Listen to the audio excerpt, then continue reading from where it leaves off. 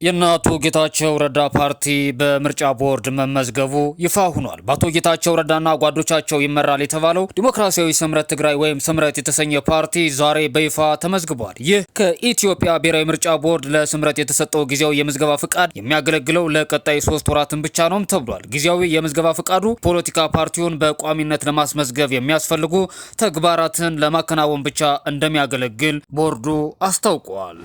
በወተትና መሰል ምርቶች ላይ የአስክሬን ማድረቂያ የሚጠቀሙ ነጋዴዎች እንዳሉ ተገለጸ።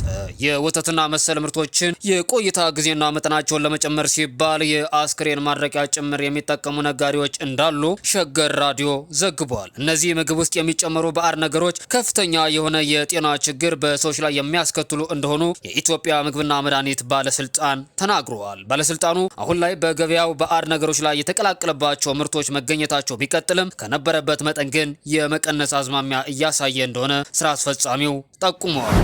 በአዲስ አበባ አንድን የሞተ ሰው ለመገነዝ ገናዦች ከ3 እስከ 4 ሺህ ብር ድረስ ይጠይቃሉ ተብሏል። ከተወሰነ ዓመት በፊት 4 እና 500 ብር እነዚህ ገናዦች የሚጠይቁ ሲሆን ከኑሮ ውድነት ጋር በተጨማሪ የሚጠቀሟቸው ጨርቅና ጥጥ፣ ሬሳው የሚወጋው መርፌ መጨመር እንደ ምክንያት እንደሚጠቀስ ፊደል ፖስት ያሰባሰበው መረጃ ያሳያል። በከተማዋ ሬሳ ግነዛ በሕክምና ተቋም እንዲሁም የመገነዝ ልምድ ባላቸው ነገር ግን ከሟች ቤተሰብ ጋር ቅርበት ባላቸው ሰዎች በነፃ የሚገነዝ ሲሆን ከሁለቱ ውጭም ተከፍሎ በገናዦች ይከናወናል። መረጃው የፊደል ፖስት ነው።